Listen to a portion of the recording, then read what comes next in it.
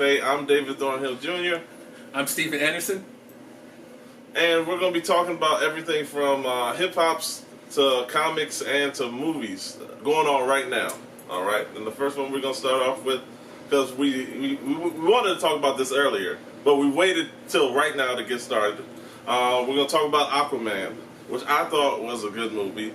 I had no problem. I had no big problems with it at all. But my man Steven over here, he has a big problem and some problems with Aquaman. I don't have any. Go ahead, tell them what you're mad about. Well, I'll say this right now. I mean, me personally, the movie was good. The acting was just so tropey, dude. I mean, you can like basically guess all the lines that's gonna happen. But don't get it twisted. I think Nicole Kidman did an awesome job. Mm-hmm. You know, who's the guy who played Aquaman? What's his name? Jason Momoa. Yeah, that guy. He can't act to save his life, but he actually did a good job as Aquaman. I mean, honestly, you know, especially to me, this is spoiler alert. You know, spoiler alert. So you know, the best part of me in the movie is when he actually finally got to try it, and he was actually just beasting out and just doing what he does. You know what I'm saying? Doing what Aquaman does.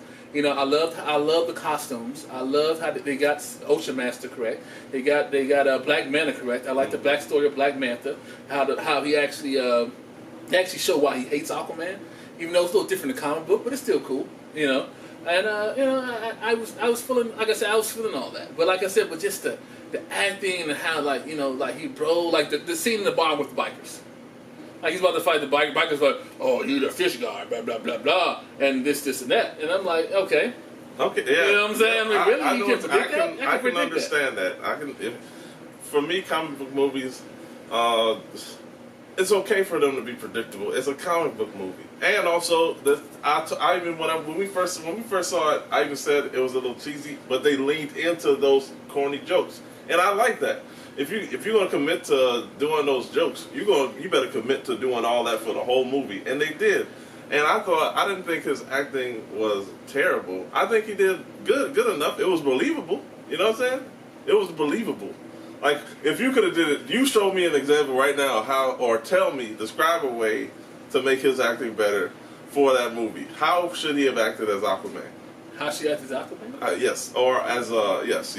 How she act as Aquaman? You should act like, well, not the pro Aquaman. I mean, dude. I mean, honestly, because like, well, for instance, when they were trying to figure out where the Triton was at, and they were in Italy. Apparently, he was acting dumb as shit to the movie, but my mom wants me to learn history, and that's how I know who all these kings were. Blah blah blah blah blah blah. Come on, man. Hold on. That's the correction here. It wasn't his mom that taught him the history. Okay. It was his dad that taught him about the Greek mythology. Okay. All right, keep going. Well, what's the Greek mythology? Yeah, it was Greek mythology. What did I say? It doesn't matter. One, because DC is fucking up. We both know that. And dude, DC's fucking up. DC needs to do it. I don't think first DC of all, fucked up. No. I don't think DC is fucked up. Look at this cover. Aquaman. I do not think that they fucked up. Okay, right here. How they fucked up? Because let me see right here. This is whitewash, my people. Don't get it twisted. He don't have that Samoan look, and I don't see no tattoos, and I see blonde hair and blue eyes. So DC is fucking up. Just another fact to correct this. This was done in May 2015. Before the Aquaman movie even happened, we did not know that he was going to be cast. Yes, they did. They Momoa. Cast Aquaman back in 2014. Are you right? Or are you just talking? I'm making up shit. You are making up shit. I knew you were making up shit. I was like, no way. If you just throw out numbers, people not going to check. No. But anyway, and I, like I said about animated movies, you're right. I think DC's doing it big, but I'll give it the Marvel and Sony pictures because. You know, Miles Morales. Into the Spider-Verse. That was probably their best animated movie. I thought it was the best Spider-Man movie. Period. Really? Me, yes, 100%. It was just like if you were reading a comic book. It was just like that. You know what really stood out to me about that movie? Look at this cover. Bam, Miles Morales #1. Tell me what stood out about this movie. I mean, honestly, soundtrack, bro. Yes. The soundtrack was amazing. You know, it went from Biggie Small to some of these new niggas I don't know. Yep, so I think it's Sway Lee. Post Malone. Yeah. You know, yeah. I mean, well, I know Post Malone. I don't know who Sway Lee is. Okay. But you know, I mean, part of Race Ramon, I think it is. Oh, Ray Schmurmer. Ray Schmurmer. Oh, the Schmurmer people. Okay. But they great. They had that challenge of. Who was that song he was singing though? What was that song? Sunflower. Sunflower. I never heard that song. I gotta check that out. Specifically for that movie. Oh, word? Yes, okay, because I was like, yo, I never heard that song. Yeah, okay. And I usually stay hip somewhat. But yeah, I mean, to me, like I said, the soundtrack just moved me. It all just fell together. Yeah. You're right. You know, I think you're already unbiased about this because you know Homecoming was the Miles Morales story. You guys didn't know that. You know what I'm saying? Yeah. I know. I know. You know, they took the Miles. They just threw Peter Parker in there. This is another one we just got passed in. This is the first appearance of Miles Morales, Ultimate Fallout. Spider-Man No More. Hey, talk a little bit about Ultimate Fallout, dude. I know people probably don't know about how he actually came to be. I think you might be better at it than me because I just saw. I looked it up on Wikipedia. I'm not gonna lie. I looked it up and I was just like, because I was trying to get it on eBay for the cheap because I knew it was going to be very, expensive after that movie came out. I should have looked at it before, but I didn't know. Go ahead. Well, I said honestly. I don't know Ultimate Fallout. That's what I was asking you. I just know, really, I got exposed to Miles Morales doing the Spider-Verse. Okay. Comic book run when, they had the vampire, Spider-Man, Spider people trying to eat all the other Spider-Mans, and Spider-Man had to go get all the other Spider-Mans from the different universes. You put me on to that because I know the writers for that is Dan Slott, and for Into the Spider-Verse the first time, that was done by the artist from France, a black guy named Oliver Copiel. I may be getting it wrong. Sorry, YouTube. Correct us. Fans, definitely correct us. Yes, definitely correct us. And speaking of DC, let's talk about Jim Lee. Do you know who Jim? Can you tell the people who Jim Lee is? Jim Lee is one of the. You probably may know. He started off in Marvel, and he had the highest selling comic book ever with X-Men #1. Right. You can probably go in a comic book store anywhere and still pick that up because it sold about 8 million, maybe 9 million copies. And this is one of his covers for the new Batman, The Damned. And he's the head editor of DC. He's the head editor of DC. Something like that. Right. Is it? Yeah, he's I thought it was Dan Didio. I think it's Jim Lee. I think he's like chief executive. I know he's up there, officer or something like that. Yeah, he's up there. He's up. Y'all gonna correct this anyway. You don't know. If we get it wrong, it's okay. Yeah. I'll take all the smoke. It's okay. Bring it all. I'll take all the smoke. I'll say this: if you guys in the comics get something done by Jim Lee, this guy's amazing. Yeah. And if you can get him to sign it, maybe CCG that shit. CGC. Or CGC. Whatever. But this guy is amazing. I mean, honestly, I love his art style, and he's a brilliant artist, and he's been in the game for a long time, and he's one of the founders of Image Comics too. So that's pretty good. Yeah. So, and he does amazing variants, and the variants. Since we're talking about variants, the variants I really like. The people really sleep on the hip hop variants. Yes, man, dog. The hip hop variants is amazing. Dave can go into it, but we have this one here. Done by Prince with Batman and Batgirl on it. Yep. And to me, this is amazing. The artwork, it's like the Purple Rain movie cover. Yes. And that's just amazing to me. And but Dave can go a little bit more in detail about hip hop variant covers. Yep. Go ahead, Dave. Before we get to the hip hop variant covers, I'm gonna get this is another one. This is the Superman, but done in the style of the Superfly poster from the 70s. Right. And this was when I think this was made in 2015. They were doing these covers.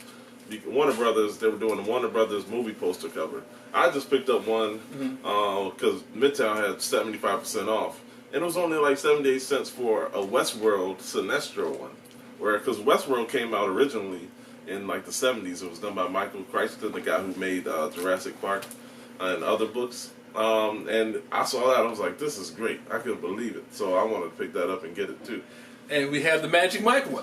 Yes, which is definitely one our producer loves, our director loves.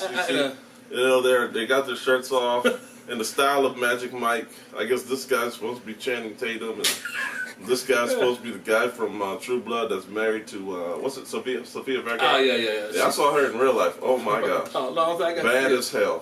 True Blood, and nice, very nice. I'm telling you right now, True Blood, titties. Check it out. Anyway, you were saying. Well, Game of Thrones also titties and such. If you want that, it's okay.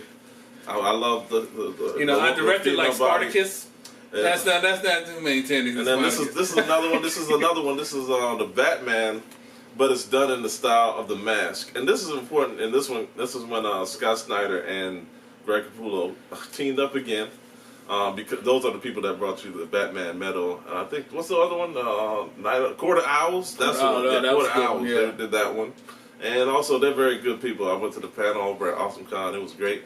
This one is their cover that's done based off of the Mask movie. So see that shit is tight. Well, I just tight. I mean, this is, and me personally, I'm into variant covers. I mean, because I think they tell a better story than the regular cover. So I mean, honestly, I love variants. So I'm more big into that. So, Dave, you wanted to talk about Oh yeah, the hip hop covers. Yeah. The hip hop covers. I try to collect all of them, but most of them are pretty much sold out. The one I had the most, especially after our producer told us, we had, after we saw Miles Morales, we was like, man, make sure you have this Miles Morales #1 with the Nas Illmatic hip-hop cover for that. It was amazing. Where everybody going to, I say must-have. So I call them top picks. Must-have that you need if you're a collector of comic books, that you really need to have. I know Collector. I know one definitely. I have this Stan Lee memorial one. Ooh, this actually is Uncanny X-Men #5, The Return of Cyclops. You know what I'm saying? Yep. And if you want a comic to get, you need to get a copy of The Return of Cyclops.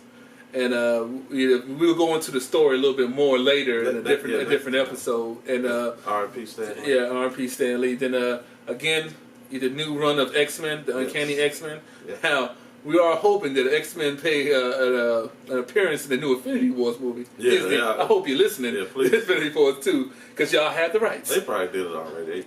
I hope they heard us. But what you let's see, what you recommend? Out of all these comics, one of my topics, of course, I like Damned. It's mainly famous because of the whole penis incident in the first one, but I thought it had a really great story, and also it's hard to get a first print, so we have a #2 here for you. And this was a great story because in this one, Batman wakes up in the beginning, and he's basically bleeding, almost dying, and the person that's narrating this story for him is you think it's him talking, but it's actually, spoiler alert, it's Deadman. And he is narrating and trying to help Batman get back to becoming better health. Dave, let's be real. What made this comic book famous is that Batman has a picture of his penis in it. Now, that's why I won't get the comic, but that right there, that's it's basically that's a unique print. And you want to look for unique prints when you actually go for comics, because the uniqueness. Like they made for instance, it's a static shot with a condom on the cover with him and his girlfriend. Yeah. They actually pulled those because it didn't go with DC's sex-friendly, positive look or whatever. Yeah. But if you can find one, it's actually worth a little bit of money. I mean, so if you're going to look for, that's why first prints are, definitely key. And we'll definitely have some examples of first prints. I know I have a couple. And Dave has a couple. I have a couple. And we can go over, and I have some second prints that I can show you the difference of what changed. Like, usually, they take off an X or they take off a W or something, or they draw Batman's cowl differently, or, they have Wonder Woman without a sword. Yep. And to keep going on with that, they had another X-Men comic back in the day where they had some Muslim sayings in it from the Quran, where they didn't want that. And then also, if you can grab any one of these Batman WB movie posters, that would be great. See, these are all great. And, that'll be the end of the first episode of the Freedom Cafe. And if you like what you saw, go ahead and like our channel, subscribe. Any questions, any type of art you want to, send to us, put it down in the comments, or just send it to our email, send it to our links. Like us. We're everywhere. Freedom Cafe, #1. And first thing I like to say, rest in peace, Stan Lee. Rest in peace. He is an icon that we all can agree with. Yes. That changed the game. From Spider-Man to the First Family. If you know the First Family is, that's the Fantastic Four. The revolutionary we did with X-Men. Avengers. Avengers. You already know my spiel about Avengers, but I'm not going to talk about that now. Yep. And he ain't going to talk about that. We're going to get to that next time. But again, thank you. Thank you. I appreciate you tuning in. Yep. If you like what you see, if you don't like what you see, let us know. That's cool. All right. That's the end of Freedom Cafe #1. Been a long time.